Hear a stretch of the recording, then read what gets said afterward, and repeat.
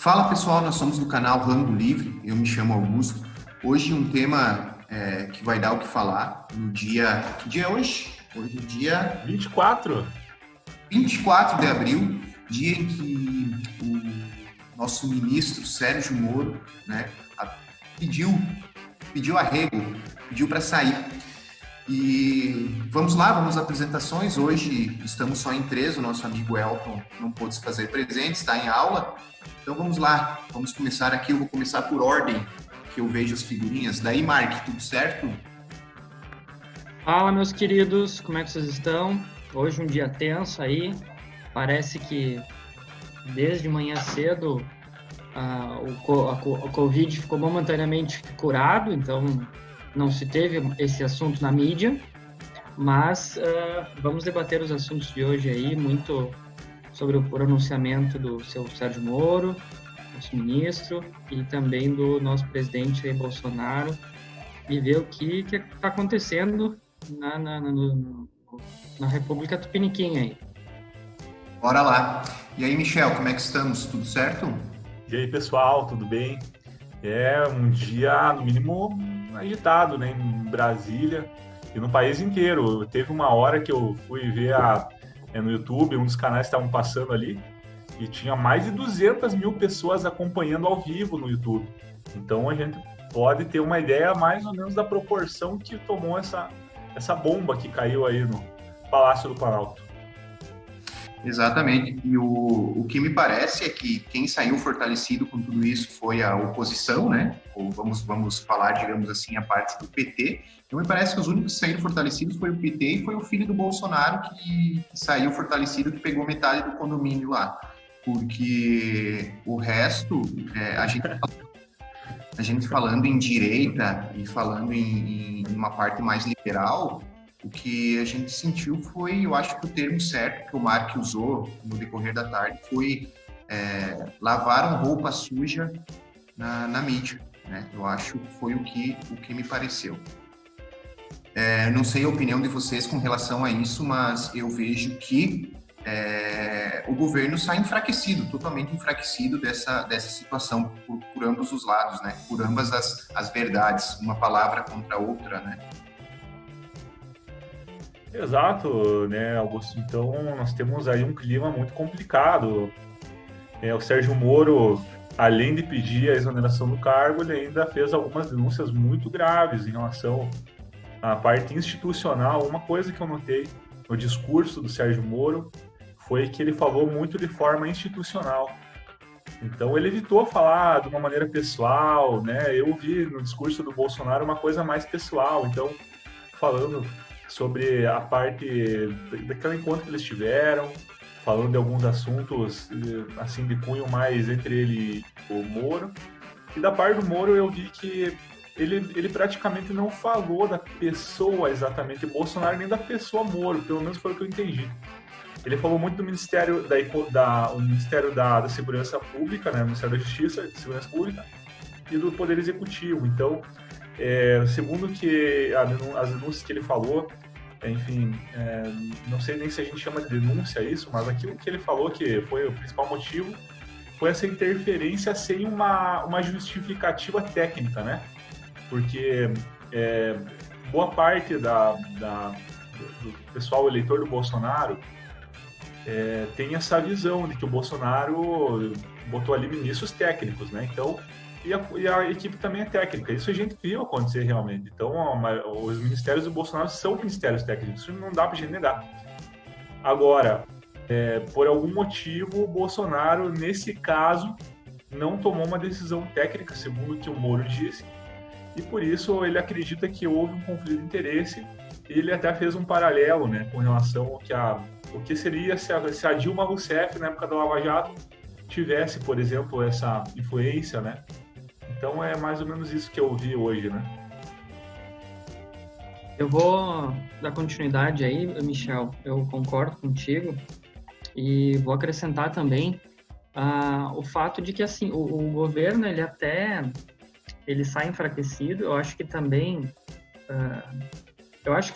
não chega a ser tanto o governo enfraquecido, porque ele deu uma resposta rápida, embora não tenha sido a melhor resposta que ele poderia dar, porque ele circulou muito em diversos assuntos para tentar justificar, né? Então ele tentou dizer que a polícia, enfim, não estava investigando as coisas que aconteciam com ele, davam prioridade para outras coisas e não para o que estava acontecendo com a família do presidente ou com a tentativa de assassinato dele, como se isso para a polícia não tivesse importância. Por que ele estava sendo preterido, né? Ele é a pessoa mais importante de um país, o presidente, né? Por exemplo, o FBI com Donald Trump, se não estaria apurando coisas parecidas também, né? Fazer essa relação. Isso em qualquer país, né? E talvez ele se sentiu preterido, né? Parece que o Moro não está me dando o status que eu mereço, coisa parecida assim que ele tentou justificar. Mas o que me preocupa mais, eu acho que é o que pode a oposição, como muito bem o nosso amigo Augusto falou no começo, se beneficiar disso, porque, cara, é muito cômico o que está acontecendo nesse momento, porque a esquerda, com essas teorias da conspiração, que a direita também tem, né, óbvio, mas o ministro Sérgio Moro era da CIA, né, foi colocado pelos Estados Unidos para fazer o Brasil colônia, né, o imperialismo americano através da CIA e do Sérgio Moro e não sei o que, bababá, e a ditadura e o regime militar e aquela confusão toda que a esquerda sempre fala e botava a culpa no Moro, né? Não, porque o Moro já estava mancomunado com o presidente e tudo isso foi por água abaixo e agora a esquerda tá lá, somos todos Moro, né? Um negócio maluco, uma coisa louca, assim, né? O pessoal tá ensandecido dizendo que o Moro tem razão, né? Moro tem razão. Quer dizer, antes não tinha, né? Na hora de prender o Lula não tinha razão, agora tem. Então, é engraçado ver a esquerda nesse ponto, né? Porque eles se contradizem a todo momento para defender suas narrativas, né? E acho que a gente tem que deixar isso bem claro para quem está escutando, assistindo, né? Que a gente tem que cuidar com essas pessoas, assim, são muito voláteis, né? E eu acho que o ministro Sérgio Moro, ele foi muito sereno, eu acho que ele agiu de forma muito tranquila no pronunciamento dele. Eu acredito que por ele ser muito experiente nessa questão de jurídica e processual, um cara juiz, 22 anos de carreira, ele não falaria algo que ele não pudesse provar, né? Documentado, etc. Então, a gente tem que apurar o que ele falou e, da mesma forma, apurar as respostas do presidente, né? Então, apurar ambos os lados, porque eles lavaram roupa suja. Então, é a palavra de um contra o outro, e agora quem é que vai apurar isso aí? Então, alguém vai ter que apurar para ver onde é que está a verdade, investigar todo mundo e saber o que está acontecendo. Eu não sei se vocês acham que é mais ou menos por aí o meu raciocínio, o que vocês pensam a respeito disso aí? Bolsonaro, eu acho que é o seguinte, nós temos um ponto cerne, digamos assim, de tudo que o Moro falou, né? De todas as frases que ele deu, que foram frases bem impactantes, como o próprio Michel falou, tu comparar um governo, por exemplo, do PT, que todo mundo leva em consideração que era um governo totalitário, que a gente estava indo para viés de um Estado muito dominante, e ele falar que praticamente no governo, e agora no governo Bolsonaro, a intervenção na Polícia Civil é muito maior, foi o que ele deixou de falar. Isso é uma acusação fortíssima, ainda mais quando o Bolsonaro se elegeu em bases de liberdade também, né? Então, assim, é o que eu vinha falando. Até que ponto a liberdade, entre aspas, para um ex-militar, para o Bolsonaro, será que ela é circunstancial? Falar em liberdade agora? Não sei. Da mesma forma que eu achei vocês bem falado pelo Mark com relação ao discurso do Sérgio Moro, eu achei um pouco estranho a postura do Bolsonaro no momento de falar. A forma, ele foi polido ao falar, e me pareceu que aquele ali não era o Bolsonaro, sabe? Me pareceu aquele cara explosivo. E o que se lê é que realmente, por exemplo, o Centrão, que é o que ele está tentando aproximar dele, pediu para ele tentar ser um pouco mais polido, quem sabe, com as palavras, né, para não deixar isso mais evidente. E o que eu notei a atenção também, que me notou a atenção, eu estava vendo alguns ministros ali, e até o próprio vice-presidente, ele chegou no começo do pronunciamento, ele estava com a mão no bolso, uma postura meio que estranha, assim. Não que eu seja o cara do metaforando que vai analisar a postura de alguém, mas eu visivelmente dava para ver, sabe quando aquele time de futebol, quando tem um cara que sai do time de futebol e era um time de futebol que vendia uma imagem de time unido, e aquele cara sai, eles vão dar aquela entrevista coletiva e tem uns caras meio, se você soubesse no que eu sei, entende? Mais ou menos isso. Pois é, então eu acho que isso aí, acho que as nossas observações elas estão alinhadas. É um momento muito... O que eu acho que é interessante a gente levar em conta isso? Nesse momento, a gente tem uma questão de separação, né? Porque até agora o que a gente tinha era quem era PT e quem era anti-PT, certo? Agora, e depois acabou que o anti-PT virou bolsonarista. E agora a gente vai ver quem é bolsonarista, quem é, enfim, lavajatista, né? Que existe essa classe de pessoas, né? Lavajatista, né? Tem esses caras aí. E tem um petista, né? Enfim, tem um cara de esquerda que eu não sei, tem um cara de muito esquerda que eu já não sei mais se é petista, o que é. Provavelmente tem uma linha, e os guedistas também, né? Porque guedistas, eu sou guedista. Guedes 2022. Se o Guedes pular do barco, né, Michel? Se o Guedes pular do barco também sai apoio, né, ao governo, certamente, né? Né? Hoje a situação do governo é muito delicada, né? Você tem um governo que não tem mais apoio. Parlamentar não tem apoio. Não tinha fazia tempo, já que estava bem complicado. Agora, cara, assim, eu não quero falar nada aqui, mas segundo as análises políticas que eu vim acompanhando no dia, muitos analistas políticos assim, de nome, assim, de mercado, BTG Pactual, algumas outras instituições, né, enfim, bancos e tal, que são assim, empresas que precisam apurar a notícia bem objetiva. Esses caras falaram que o Bolsonaro está aproximando um pouquinho do jogo político, assim, na parte centrão e tudo mais. Não falaram que está rolando propina, não é isso que a gente quer dizer. Mas falaram que ele está mais propenso à negociação, certo? O jogo político, né? O jogo político. Então o que acontece? Cargos, né? Vai dar um pouquinho de cargo e tal, né? O que tá pegando é que o governo tem pouco cargo hoje para distribuir de alto escalão, né? Tem muito cargo baixinho, né? E você sabe como é que é político, né? Eles não gostam de cargo baixinho.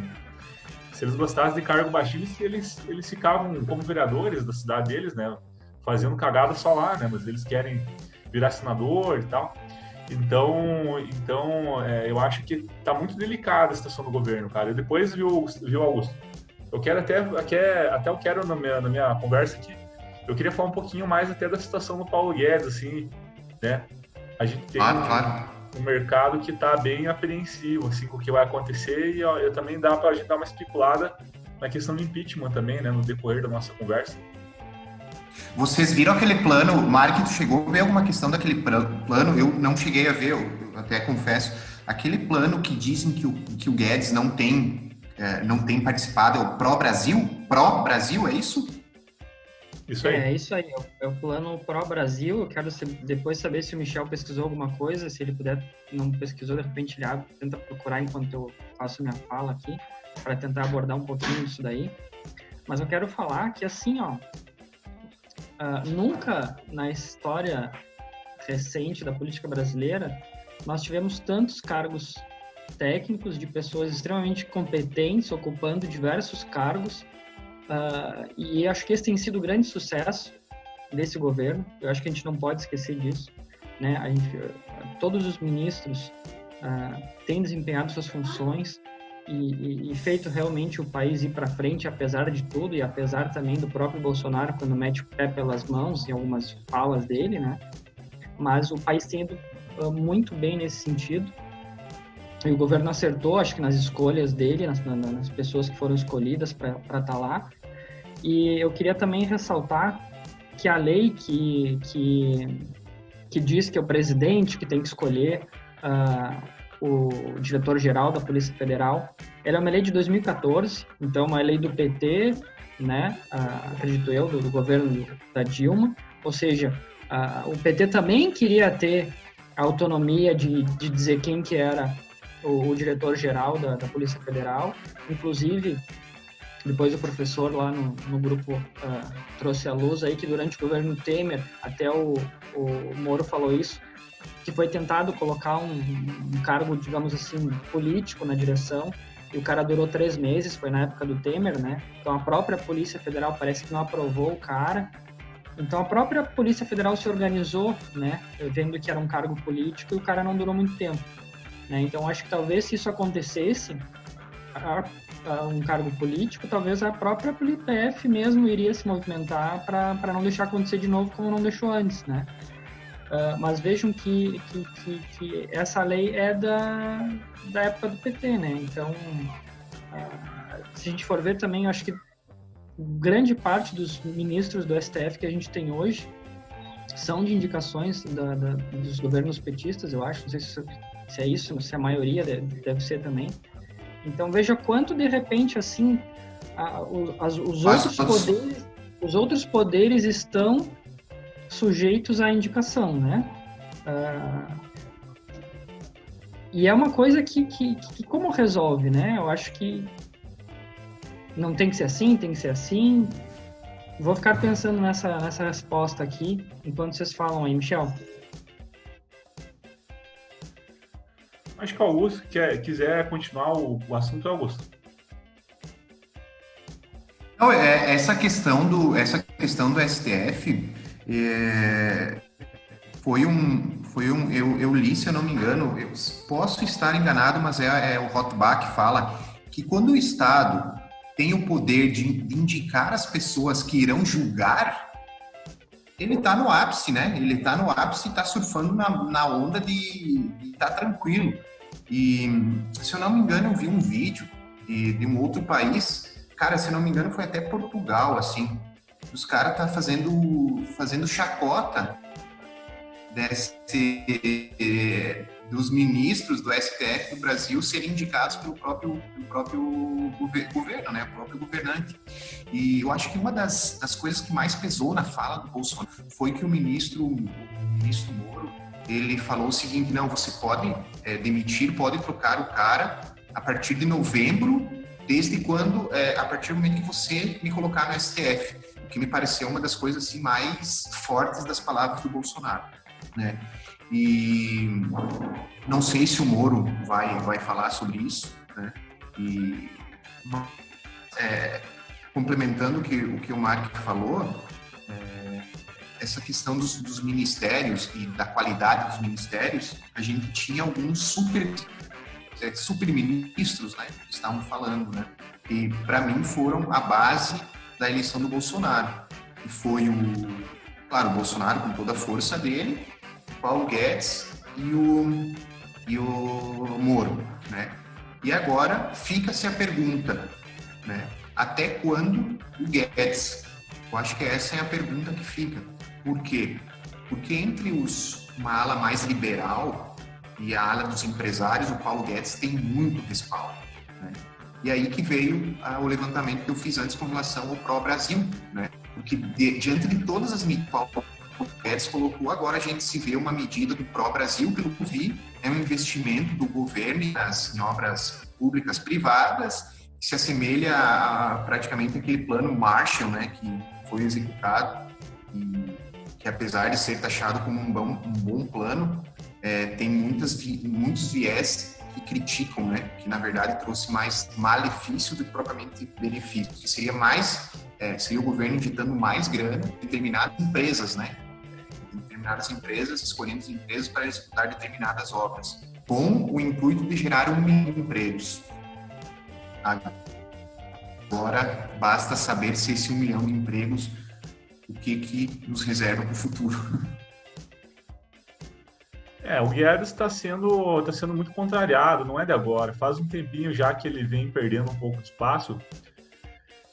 E, inclusive eu quero deixar aqui um detalhe. A gente tem uma agenda econômica que foi completamente paralisada. Então, aquilo que o Guedes veio fazer no Ministério da Economia, infelizmente não está sendo feito porque por motivo de pandemia, por motivo de falta de orçamento também. As reformas não estão conseguindo avançar porque você não tem, enfim, o parlamento trabalhando, sabe, cara? Então, assim, não é um momento bacana para o Paulo Guedes, né? E você tem também algumas coisas que estão sendo... Eu não sei se a gente está falando de algum problema interno no governo, né? A gente já está entrando mais na parte da especulação, né? Mas para a ala militar encaminhar um projeto econômico de recuperação, cara, sabe, é muito estranho. Sinceramente, é muito estranho. E até esse projeto para o Brasil ali, ele é um projeto que ele é estilo Dilma Rousseff, tá? Um projeto que não se sabe exatamente como e quando e de que forma ele vai fazer, mas ele quer basicamente pegar algumas obras paradas, gastar bilhões e bilhões nessas obras e, enfim, promover alguns empregos aí, né? Se o método funciona ou não, pergunta para Dilma de 2010 a 2016, né? Mas não é nesse mérito que eu quero entrar agora. Eu acho que o Paulo Guedes, cara, depois dessa... Eu não sei se ele fica por muito tempo, sinceramente. Porque o governo perdeu credibilidade. Hoje, na fala do Bolsonaro, ele citou ali o filho dele, o 04, que pegou metade do condomínio, né? Mas ele não falou, por exemplo, do Carlos Bolsonaro, não falou, por exemplo, do Carlos, não, o filho que tem problemas ali, né? Então, assim, cara, é uma situação bem delicada, assim, que tá o governo. E o Guedes, quem conhece a carreira do Guedes sabe que ele é um cara que não precisaria estar ali. O Guedes está ali porque ele, sinceramente, eu acho que o Guedes é um estadista, não considero ele um santo, não considero nem o Sérgio Moro um santo, não considero ninguém um santo. Ninguém mesmo. Nem eu. Mas, assim... Mas eu acho que ele é um cara estadista. Tu também pegou metade do condomínio? Hã? Tu também pegou metade do condomínio? Não daria, é muito grande esse condomínio aqui, não tem como. Então, assim, o que acontece é que você tem uma situação muito, muito ruim, né? Como é que o Ministério da Economia vai proceder agora, sendo que você gastou, sei lá, 600 bilhões para combate da pandemia, tu vai gastar mais cerca de 250, 300 bilhões em Pro Brasil, cara. Nós gastamos a reforma da Previdência aí.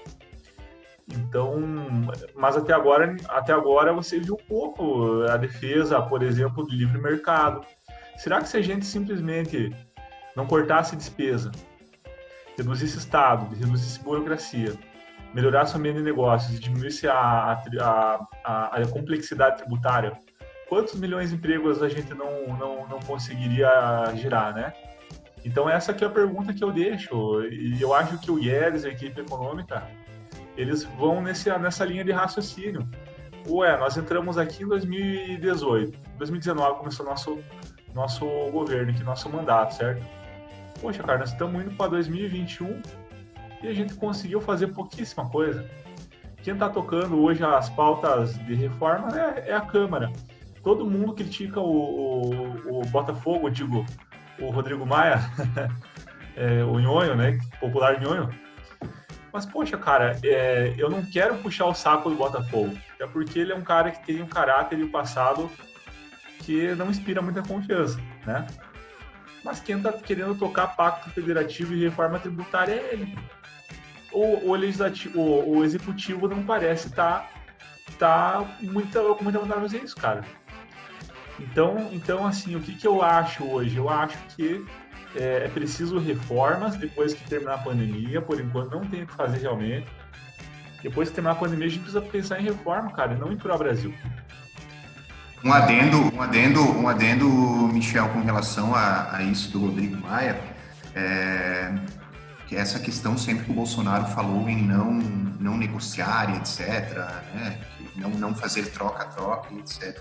Uma coisa que eu queria deixar aqui enfatizada é que na eleição para o presidente da Câmara, né, onde tinha inclusive o Marcel como candidato, o próprio Bolsonaro, a ala do Bolsonaro, apoiou o Rodrigo Maia.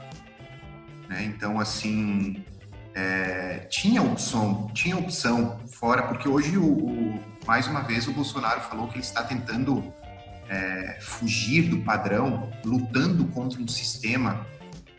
Pode ser, mas ele em nenhum momento me pareceu fazer essa ruptura tão grande com o sistema, certo?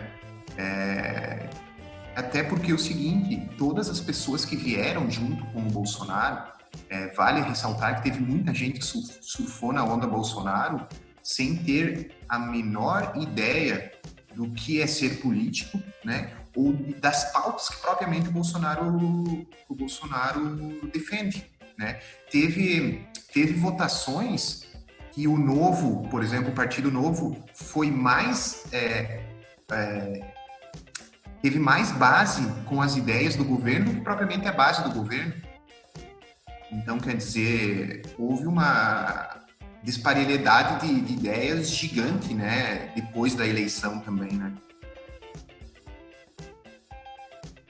Teve essas questões todas aí. Eu acho que o Novo, ele é muito independente nesse ponto e ele sempre se posicionou a favor daquilo que fecha com suas ideias e com aquilo que é melhor para o Brasil, né? Nessas questões de liberdade econômica, redução de gastos. Então, sempre quando o governo pautou esses tipos de assuntos, o Novo sempre apoiou, né? E o Michel falou antes ali também da questão do impeachment, né? Eu acho que a esquerda toda já está se movimentando, né? Porque eles acham que estão em eleição ainda, desde que Bolsonaro assumiu. Então, eles estão batendo panela em meio à pandemia, eles estão batendo panela, não tem um pingo de respeito pelo outro, né? E só para tocar no assunto, que é uma coisa que a gente não pode deixar acontecer. Eu acho que o Michel falou isso hoje à tarde, e o impeachment seria péssimo para o nosso país. Péssimo. E até gostaria que você comentasse isso, Michel, mais da área da economia, o que isso poderia representar, né? Mas acho que isso é péssimo. Vai se resolver a roupa suja que foi lavada, vão achar as verdades que tem que achar, e acho que a vida tem que seguir e ver o que é melhor para o país. Então, assim, o melhor para o país não é o impeachment. Totalmente, eu acho que concordo com essa tese do Michel, e eu gostaria que falasse um pouquinho mais disso daí, Michel. Bom, na minha avaliação, não é interessante o impeachment agora. Porque você analisa pelo lado de um investidor, alguém que venha trazer alguma empresa, alguma indústria para o Brasil. Observe que nos anos 90, 91, né? Tivemos impeachment. Impeachment no Collor não é da minha época. Por aí, né? Tá. Então assim, depois a gente teve em 2016 o da Dilma, né? E agora 2020, 2021 tem um do Bolsonaro, cara. Então é muita instabilidade para um país só. Isso passa a mensagem que esse é um país que não resolve as coisas na urna. Isso é muito negativo. Quando eu converso com alguém que é um pouco mais à direita, e a pessoa fala que gostaria que instaurasse mais uma nova ditadura, porque na época da ditadura o mundo era diferente, não sei o quê, eu até entendo essa pessoa, só que eu não concordo com isso. Por quê? Porque hoje, no século XXI, ninguém faz negócio com ditadura, certo? Então, você tem as instituições, elas precisam ter... Só o PT faz negócio com ditadura. Mas exceto o PT.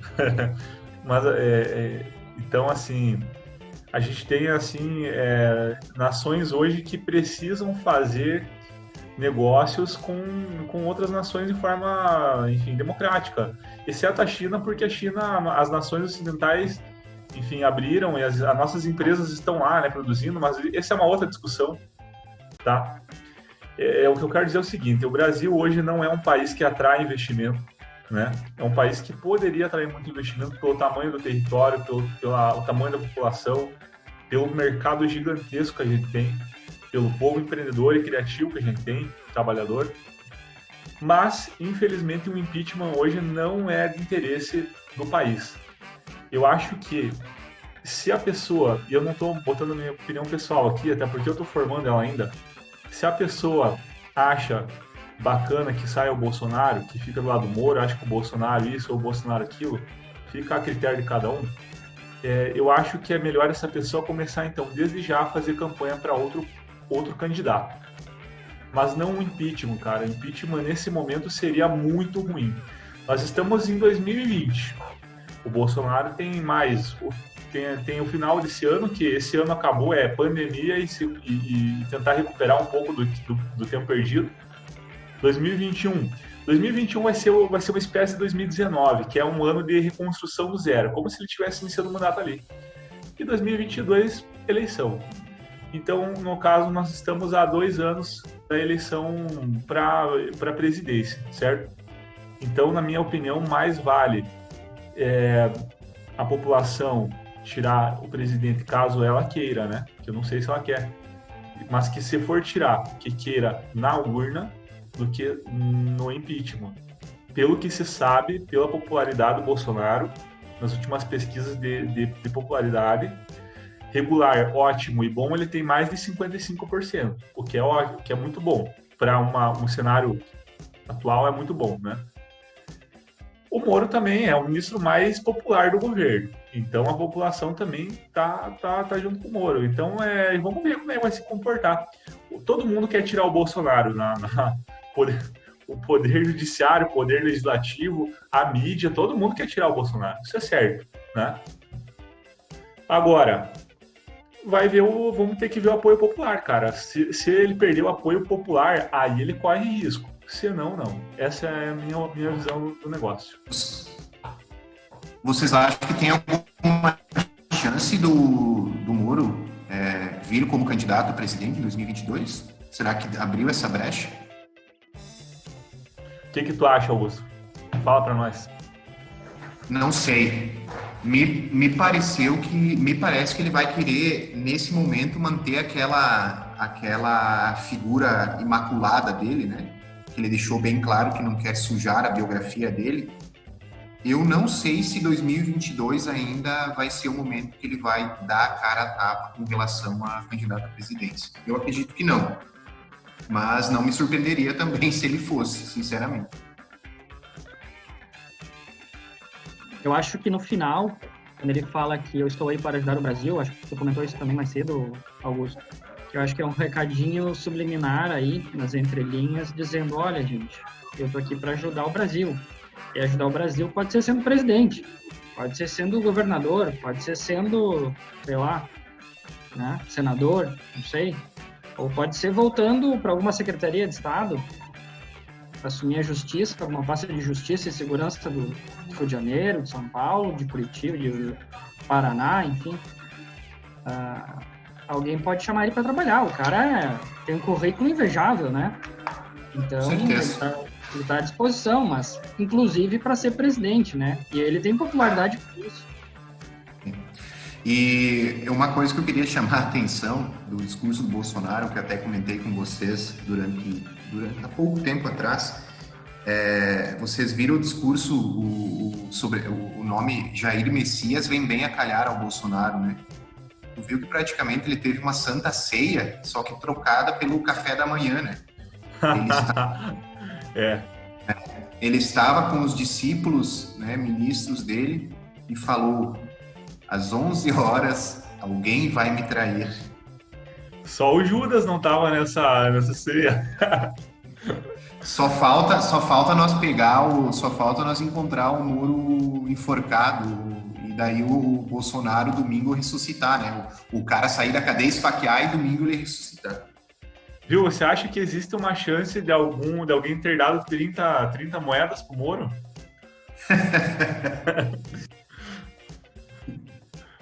Pode ser a nova ordem mundial, né? Pode ser a nova ordem mundial. Exato. E os militares são bons nisso, né? Lembram do hangout da semana passada, que os militares fizeram com Tiradentes? É igual. Pois é. Eu acho que o Moro vai correr, cara, para 2022, tá? Eu acho que sim. Por que eu acho isso? Porque não é uma decisão autônoma, né? Ele com certeza vai sofrer muita pressão para correr em 2022. Ele é uma mina de ouro se eleger um presidente. Então existem muitos incentivos para que isso aconteça. O Bolsonaro também. O Bolsonaro, eu não sei se, claro, ele queria ter virado presidente. Claro, se me pedir para mim se eu quero virar presidente, eu vou falar que não. Mas se eu tivesse a popularidade que o Moro tem, que o Bolsonaro tinha, e tivesse a experiência, a carreira, etc, etc, etc, eu acho que seria tentador, entendeu? É para qualquer pessoa que gosta de poder, etc. E poder, né? Claro, perfeito, né? Mas eu acho que poder é uma coisa meio inata, humana, né? Tem várias referências bibliográficas que falam isso. Mas o que eu quero dizer aqui é o seguinte, eu acho que o Moro vai correr para 2022, eu não sei se ele tem isso planejado já, não sei. Eu acho que ele deixou em aberto. O pessoal já vem falando há um tempo isso, né? Que o Moro pode correr, até tinha rumor dele correr na última eleição, cara, foi coisa fria, né? Mas, enfim. Eu acho que a esperança dos bolsonaristas, assim, né, dos que falam, era que o Moro poderia ser um substituto natural ao Bolsonaro. E a figura do Moro é uma figura muito mais fácil de vender do que a do Bolsonaro. Ele é um cara muito mais polido e muito mais... ele fez uma figura muito mais polida do que o Bolsonaro. Sem falar que o Moro é uma figura, na minha opinião, muito mais polida e muito mais pronta para ser colocado. Não que eu fale em qualidade técnica, apesar de eu achar que o Moro tem mais qualidade técnica, mas eu digo que é uma figura muito mais pronta para um partido o Moro e eleger ele, né? Com toda certeza. E agora, indo para um término, acho, da nossa conversa, né, pessoal? O que vamos esperar do governo Bolsonaro no dia 24/4 de 2020 até as próximas eleições? E o futuro, a reeleição, pode vir ainda sim ou não? O que vocês acham disso?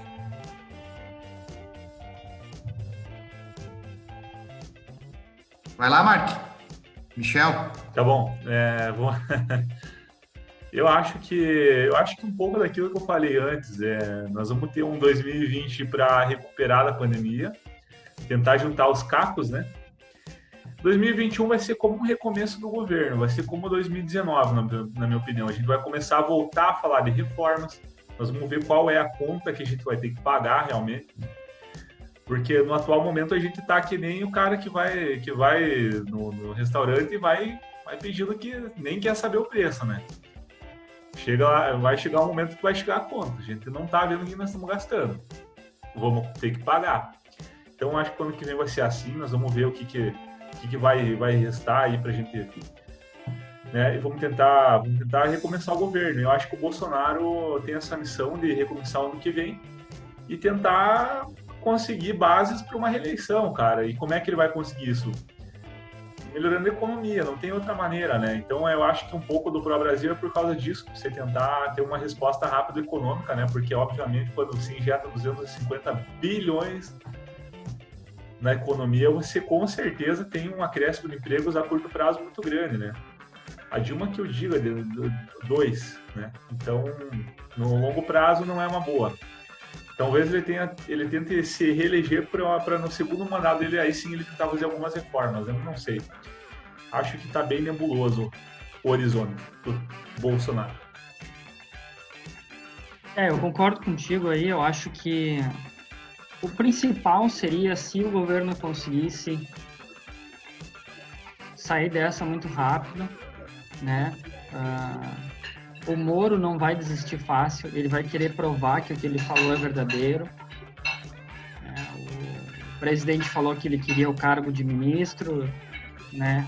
Vai ter que provar isso também, como é que fica isso daí, né? Mas eu acho que